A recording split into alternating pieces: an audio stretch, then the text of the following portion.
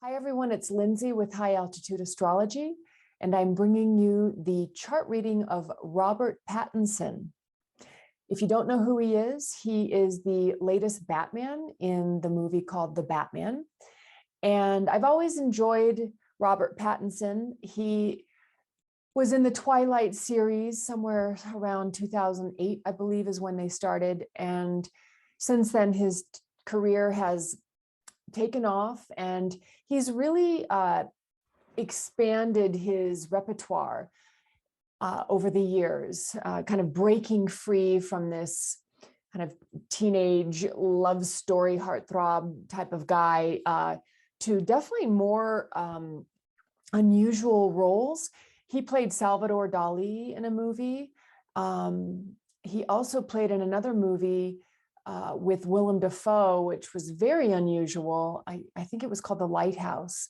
You can look that one up online. But he's somebody who seems to be trying to break free of being sort of cast into a certain style of role.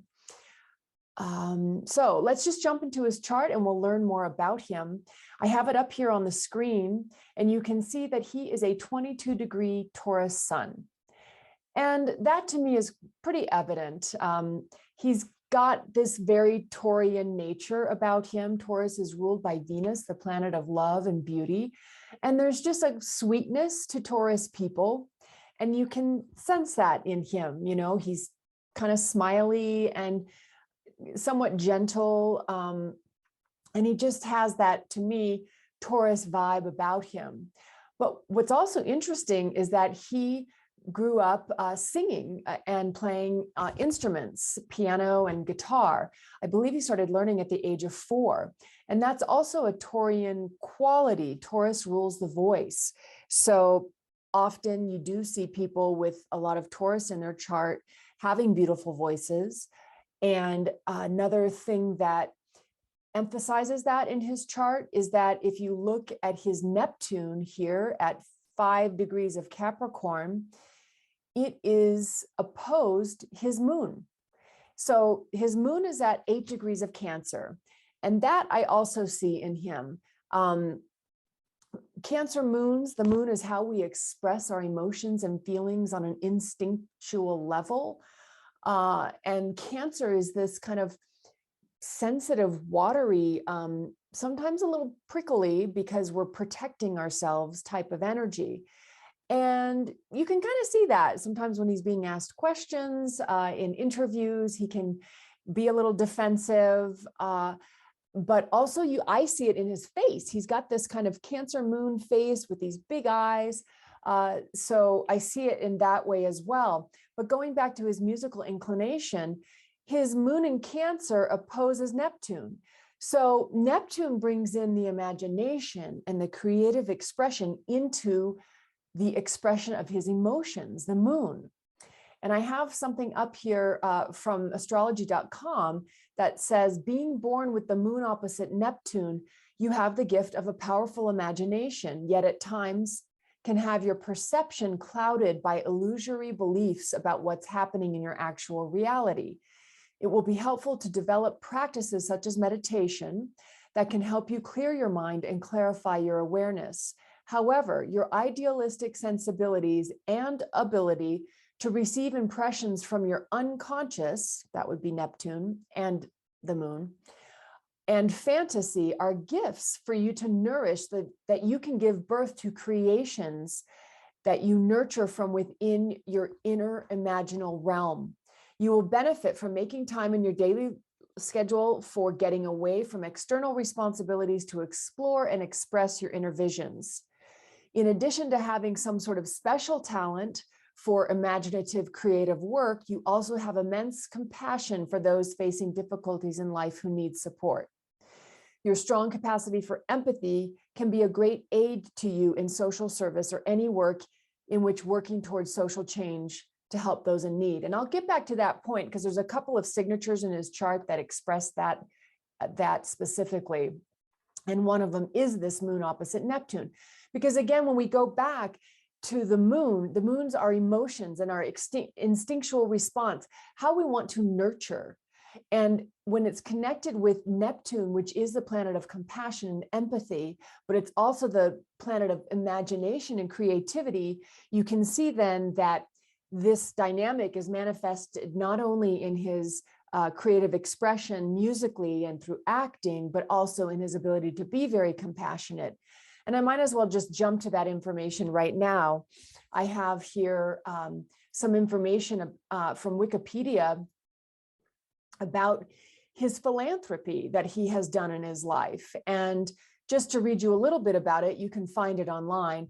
It says, Pattinson supports and promotes the ECPAT UK's campaign, Stop Sex Trafficking of Children and Young People to Stop Human Trafficking. At 2009 Cannes Film Festival, he raised $56,000 for the cause. In June 2010, he donated his own artwork to PACT, which was auctioned on eBay to help the organization working for missing children. He also donated a sketch drawn by himself. Here's another moon opposite Neptune example called Unfinished City, which auctioned at $6,400. And the money from the auction went to an Arizona-based homeless center, Ozanam Manor. And then in 2010, he participated in a charity telethon, Hope for Haiti Now, a global benefit for earthquake relief.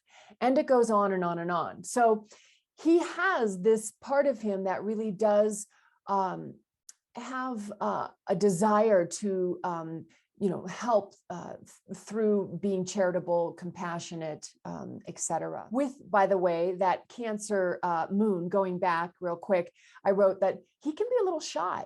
He's even talked about being having maybe anxiety. And I feel like that's definitely like a Cancer moon, because they just naturally don't want to express themselves in unfamiliar situations or places they don't feel secure and safe, because that's what Cancer is all about. It has that, crab shell on its back, which is like its home, and it can kind of pull its body inside there anytime it wants to for protection. And that's kind of the vibe of Cancer. They just are not naturally sort of outgoing. They're more reserved. So that's another interesting point about his Cancer moon. All right. By the way, he's a double Taurus, meaning not only is his sun in the sign of Taurus, but he's got a 14-degree Taurus rising. So that really makes him even like more sweet, because he's got two Taurus patterns going on there in his chart. And Tauruses, they're kind of the Taurus energy. It's kind of like Ferdinand the Bull chewing its cud in the field. It's quite complacent. It just likes to kind of chill and enjoy beauty and not really be bothered. It pretty much likes routine and doesn't really like to change things up too much. So the way he brings himself out into the world, which is the Taurus Ascendant or any ascendant, it's kind of the mask we wear when we interface with the public. Again, he's going to come across as this real sweetheart. And you can see that in him. But what makes him different, a different kind of Taurus, is that his his Mercury at 10 degrees of Taurus sits pretty close to his ascendant, but it opposes his Pluto. So whenever we have a planet close to the ascendant, it kind of takes, we kind of become almost like the sign that planet rules. So in this case, it would be Gemini. So he is a little more of a communicative Taurus. That Gemini, that Mercury comes through his persona, his personality.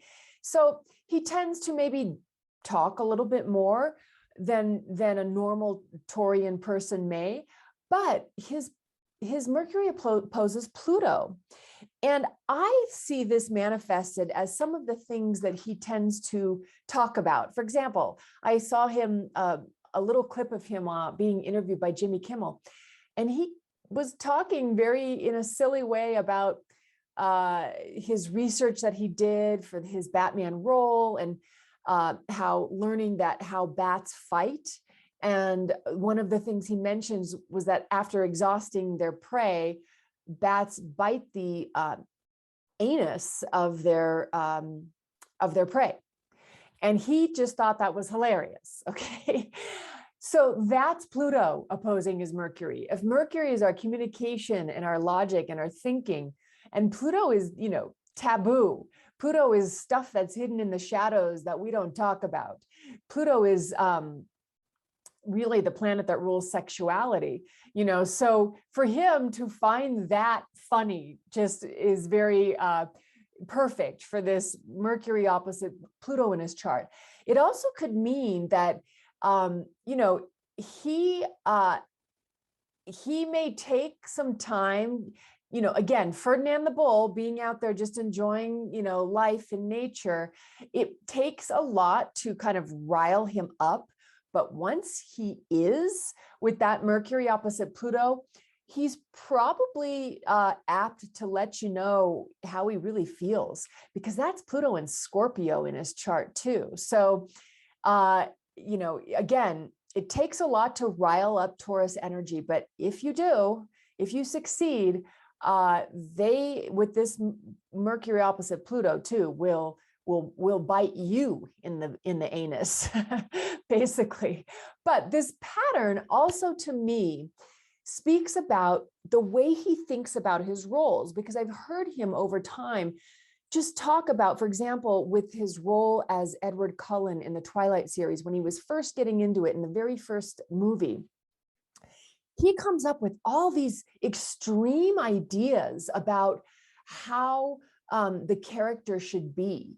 And he has talked about that particular role as Edward Cullen, and how he wanted to, you know, lose all this weight and make him really gaunt and all of this stuff. And then once he kind of talked these ideas over with whomever were, you know, ultimately making the decisions about the character, they kind of pulled him off that ledge and just said, you know, it doesn't have to be that extreme. Here's how we see it.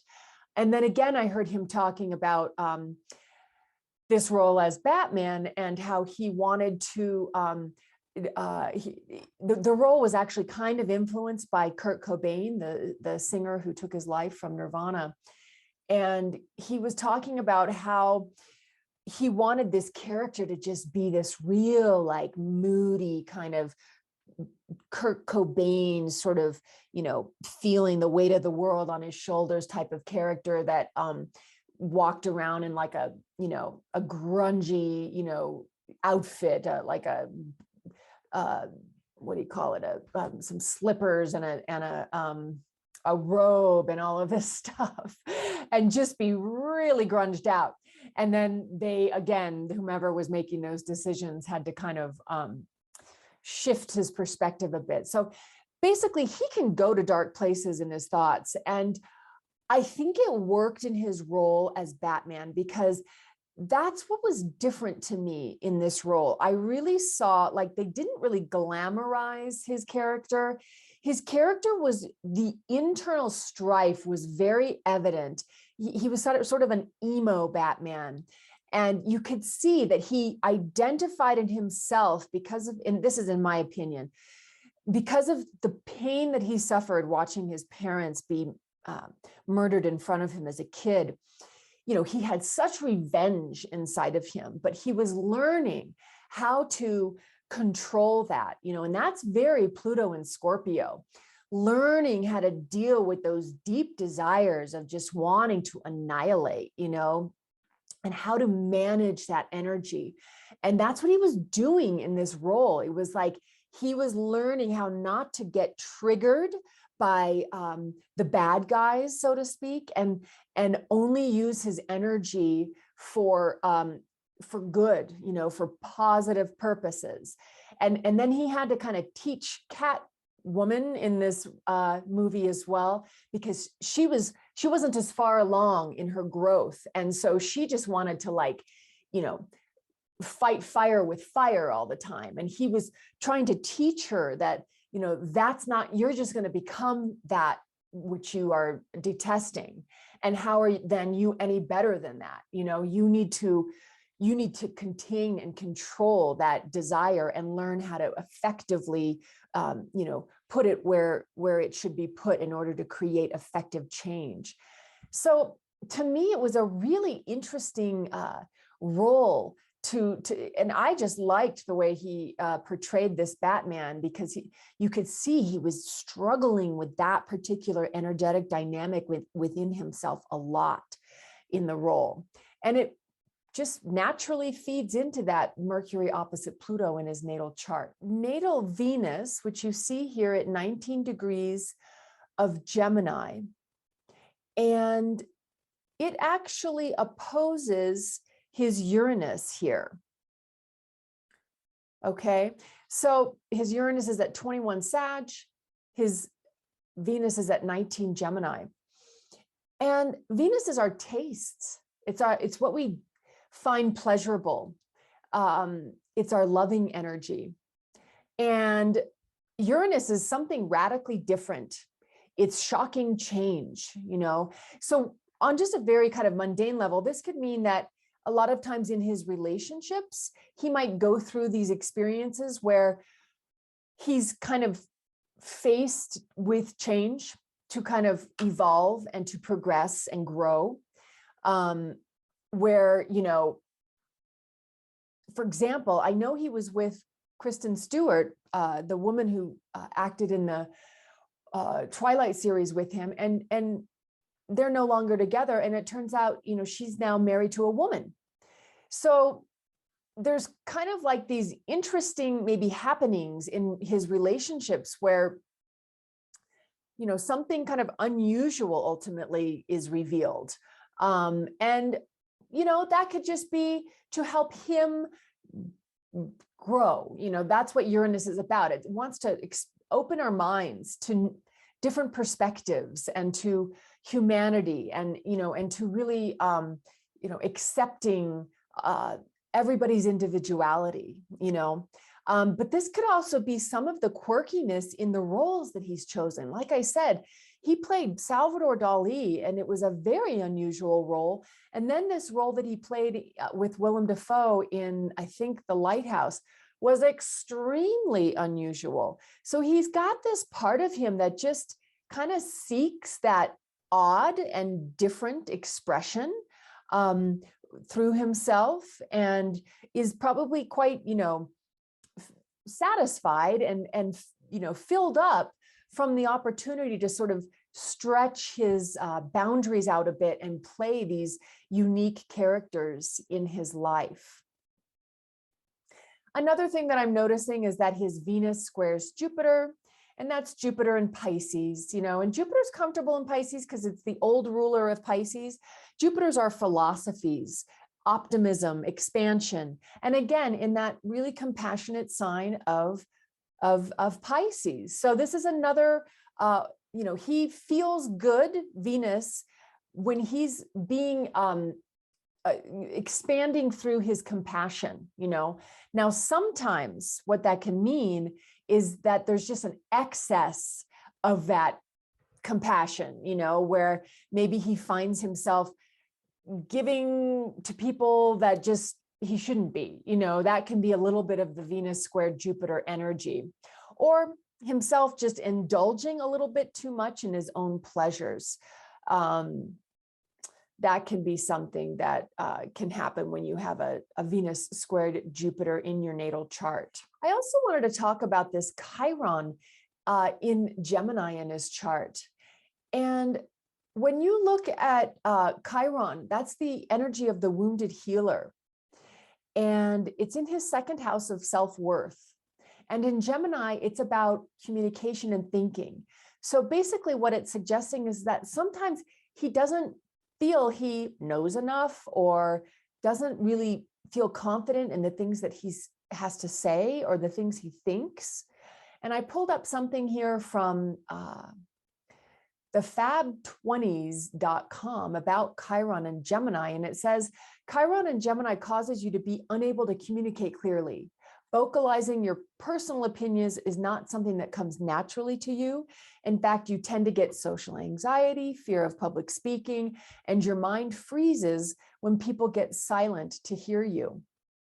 The consequence of having Chiron and Gemini is you being socially awkward at times and communicating in a way that perhaps is not acceptable for the occasion. And he has talked about this. If you watch certain interviews about him, he has talked about this part of himself. And it says it's quite common for people with Chiron and Gemini to have a speech impediment, a stutter, a lisp, or a learning disability. It's important to discover the roots of their pain so they can heal the wound and finally be able to freely express themselves in an open and truthful manner. So he was born with that Chiron in Gemini, you know, and he's probably had to struggle with that a bit in his life, but I'm sure the work that he's done with acting has really helped him kind of stretch his boundaries a bit and you know, grow through that a bit. But I do find it interesting because he definitely has talked about that part of himself. Okay, I think I just want to finish up by talking about some of his transits that are going on. And one of the things that I noticed was that he has just had transiting Uranus near his Mercury. Uranus on his Mercury for a while now, because Uranus is a pretty slow moving planet. So it started crossing his Mercury in about April of 2021. And it's just now completing here at the end of February and beginning of March. It's moving on. And Uranus, again, is this planet of shocking change. You know, it wants to stir things up, to progress you, to evolve you. It's about the truth. So I'm sure in the last year, he was faced with some need to communicate his truth more in his life. Maybe he, you know, found himself saying things that he wasn't, you know, hadn't experienced himself being able to do in a long while, because Uranus moves so slowly that it's actually never going to be in this position on his Mercury again. And his Mercury is fairly healthy, meaning it's trined Mars, which gives him some drive, gives him some ambition, gives him some courage in his communication. So going back to that Chiron and Gemini, because Mercury rules Gemini, you know, he's able to face some of that fear of communicating. And then of course, with Mercury coming over, it's like, with Uranus coming over that Mercury, it's like, no way, he was going to have to say what was on his mind, no matter what. And then the other thing that his Mercury does is it sextiles his moon, his emotions and feelings. So it blends with his ability to, you know, speak about his emotions and speak about his feelings. And the other thing that he's in the midst of right now is that transiting Neptune at 22 degrees of Pisces has been squaring his Uranus. That started in May of 2021. And it's going to complete here later on in the year, around December, okay? And this is more of a generational energy because Uranus moves so slowly that a lot of people are born with Uranus at this particular degree within a certain time frame. And then Neptune also moves very slowly. So together, these are going to create what's called a generational transit. And Neptune squaring your Uranus by transit is like really wanting to evolve in some ways. That's what Uranus is all about. Our compassionate nature, our empathetic nature, our creative nature, that's all Neptune stuff. So what can happen at this time is that if, you know, we're kind of if we're stuck in certain areas of our lives because of maybe some Neptunian tendencies of like being a little less direct, not actually being clear about things. The square to Uranus comes in and just kind of disrupts, and it makes fertile ground for change in our lives. And this is from astrology.com, and they write about the transit of Neptune squaring Uranus, that thanks to Neptune square Uranus, your visions and perceptions of the world will likely receive a powerful shakeup. And it's very probable that once this veil of reality, that would be Neptune, has been torn away, the new reality will seem to have always been there beneath the surface. This could happen in several different ways. One way is to have a natural mystical experience that surprises you, like having a waking vision for the first time, or someone close to you sharing a secret or sense of the world that blows your mind. Another is to have a drug-stimulated experience that reveals the world in forceful and original ways, or you experience a breakthrough from a technological innovation that endows you with more freedom and a broader perspective than you had previously known. Any or all of these experiences can be earth-shattering for you. Treat yourself with caution, as the shock of your system of living requires time to process everything. You will eventually find others who can help you cope better with what you have experienced. Okay, so what else is interesting about his chart right now is that transiting Saturn at 19 degrees of Aquarius is trining his Venus. This is just beginning here in March, and it will come back in retrograde in October of this year, and then finally move on by December of 2022. This is going to be a very interesting time for him, because Venus is his what's called star of destiny, because he's a Taurus, and so Tauruses are ruled by Venus. So when transits happen to Venus in his chart, it becomes more significant for him. And Saturn is about structure. Saturn's about commitment. Saturn is about perseverance, and Venus is about relationship. So one manifestation of this energy is that he could decide to get married. He could decide to really settle down with his partner. And I know he's been with somebody now for maybe about 4 years. So that could be a very interesting manifestation for him this year, 2022. And the other transit that's going on for him right now is that transiting Jupiter is in the sign of Pisces, where his Jupiter is located natally. And he's going to experience what's called a Jupiter return, which happens every 12 years. This is going to happen for him in March of 2022. What is interesting about the Jupiter return, I mean, for anybody experiencing it, it's a once in 12-year transit. So it's fairly rare. And it really just means that there's a lot of abundance and growth and optimism and luck and, expansion of the mind through philosophical perspective. Those are all Jupiterian qualities. So he is just going to probably get a boost of all of that energy for himself as he's beginning this sort of new Jupiter cycle in his life with his Jupiter return.